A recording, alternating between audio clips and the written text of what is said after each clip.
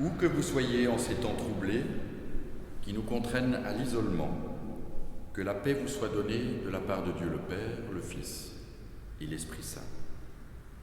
Jusqu'à jeudi soir, nous marcherons au rythme des pas de 4 femmes qui ont connu Jésus le Christ. Ce soir, ce seront ceux de la femme qui souffrait de perte de sang.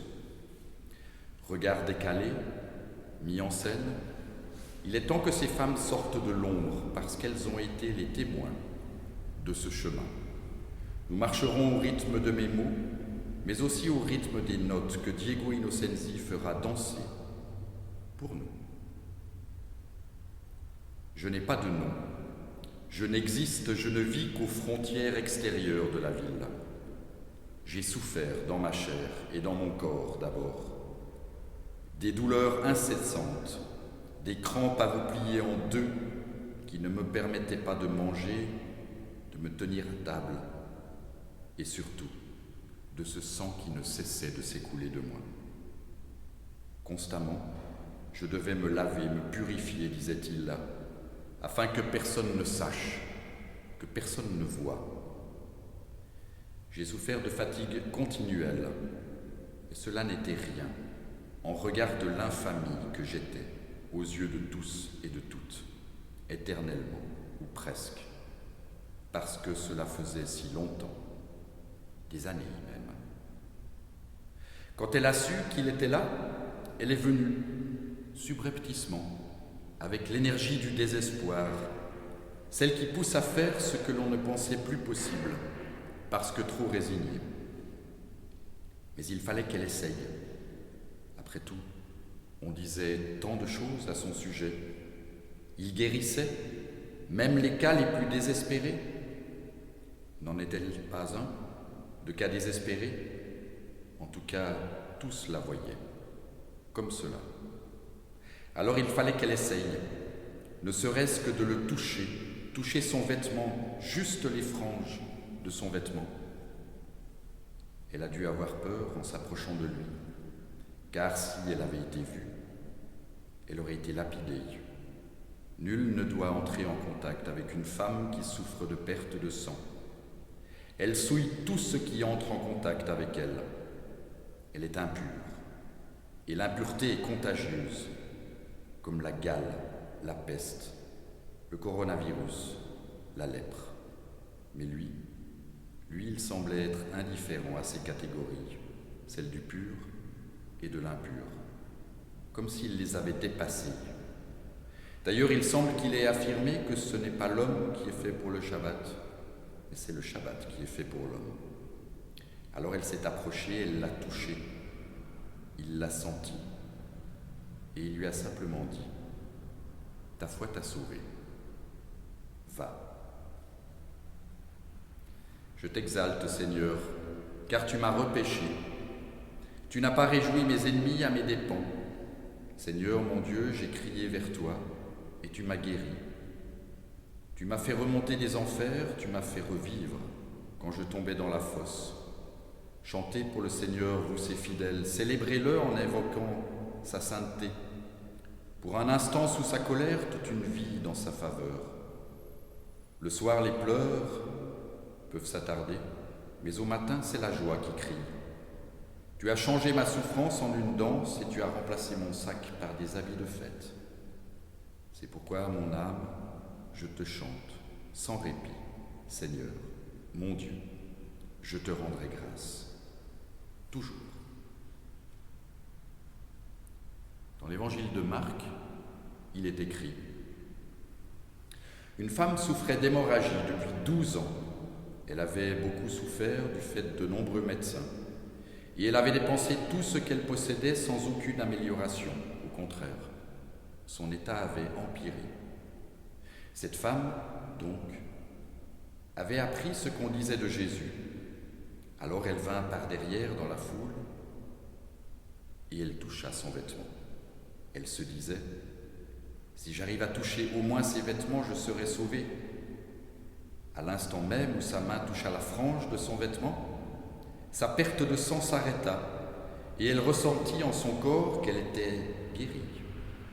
Aussitôt Jésus s'aperçut qu'une force était sortie de lui Il se retourna au milieu de la foule et il dit : « Qui a touché mes vêtements ?» Mais ses disciples lui répondirent : « Tu vois la foule qui te presse de tous les côtés, et toi tu demandes qui m'a touché ?» Mais il regardait autour de lui pour voir qui avait fait cela. Alors la femme, craintive et tremblante, mais se sachant guérie, se jeta à ses pieds et lui dit toute la vérité. Alors Jésus lui dit : « Ma fille, ta foi t'a sauvée. Vas en paix. Tu es guérie. » Elle avait tout essayé. D'abord les médecins officiels, ceux qui sont dûment estampillés en vertu de leurs multiples diplômes. Puis les médecins officieux, les rebouteux, les charlatans. Elle avait essayé le jeûne, elle avait essayé les ablutions répétées. Les prières, d'abord les siennes, puis celles achetées au temple qu'un homme d'église devait dire pour elle. Les a-t-il jamais dites d'ailleurs? Les remèdes de grand-mère et même ceux des arrière-grand-mères. Rien ne lui a jamais procuré de résultat durable. Jour après jour, elle se vidait de son sang. Il ne lui restait rien, ni comme espoir, ni comme menu monnaie. Seulement des larmes. Mais le pire était certainement le regard qu'on posait sur elle, du dégoût, du mépris. Combien devait-elle avoir péché pour être punie de la sorte, se disait-il, tous les bien-pensants, tous les religieusement corrects. Qu'avait-elle fait pour mériter un tel châtiment? Nul ne le savait, mais tous le supposaient.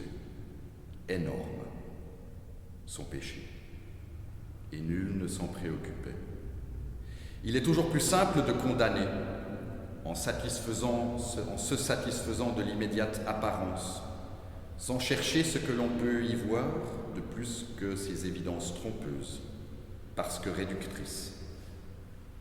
Les hommes sont ainsi. Ils préfèrent se satisfaire de ce que le premier regard impose, plutôt que de se donner la peine d'aller au-delà. Ils ont peur que cela les contraigne à revisiter leurs certitudes, et donc de devoir aller à contresens de ce que le troupeau croit. Tous des moutons qui bêlent à l'unisson. « Je suis maudite, se disait-elle. Alors autant mourir plutôt que de vivre ainsi. » Mais c'est à ce moment-là qu'elle a appris qu'il était là, juste à un pâté de maison. Il était là, juste à côté. Lui qui, disait-on, avait guéri des lépreux, des aveugles, des boiteux, et même des paralysés. Alors, pourquoi pas moi? Il fallait juste que je le touche, avant que quelqu'un ne me voie, avant que la foule ne me piétine.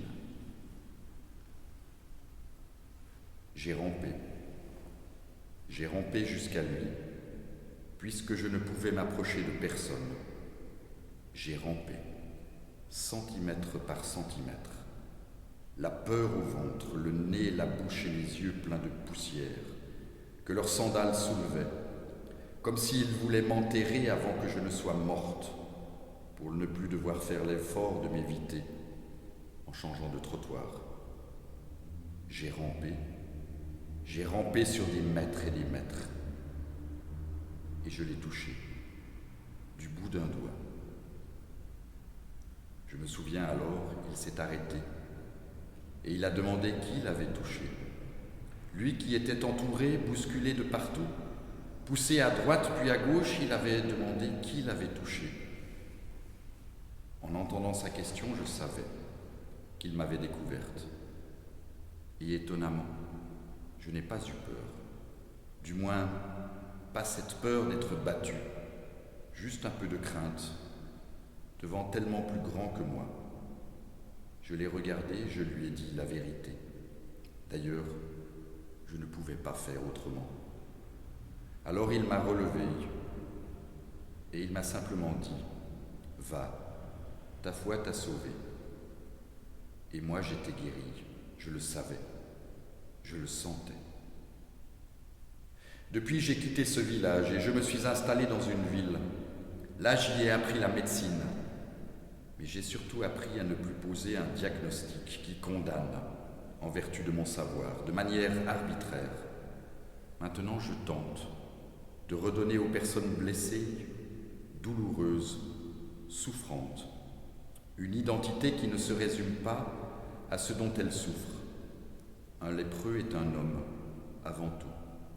Une sidéenne aussi, de même qu'un galeux ou un pouilleux, un rome ou un réfugié. Ils sont avant tout des êtres humains. C'est ainsi que je les vois désormais, parce que j'ai appris de lui le courage d'aller à contresens des évidences, trop évidentes et si rassurantes. Et vous, avez-vous ce même courage ? Prions. Tu nous invites, Dieu le Père, à te confier ceux et celles que nous aimons, comme nous-mêmes. Ce soir, nous le faisons. Qu'ils soient loin de nous, que nous ne les voyions qu'au travers d'un écran ou d'un cadran de téléphone. Nous te les confions, comme nous nous remettons entre tes mains. Mais tu nous invites aussi à dépasser nos préjugés et à te remettre ceux et celles pour lesquels nous n'avons que peu, voire pas d'affection. Ceux-là aussi sont à ton image, comme nous le sommes. Nous te les confions, en ces temps troublés. Amen. Vivons dignement en paix, parce qu'il nous en donne la possibilité, lui qui est le Fils de Dieu le Père et qui bientôt nous enverra son esprit. Vivons de sa paix, sans condamner le pestiféré, le pouilleux, le galeux. Amen.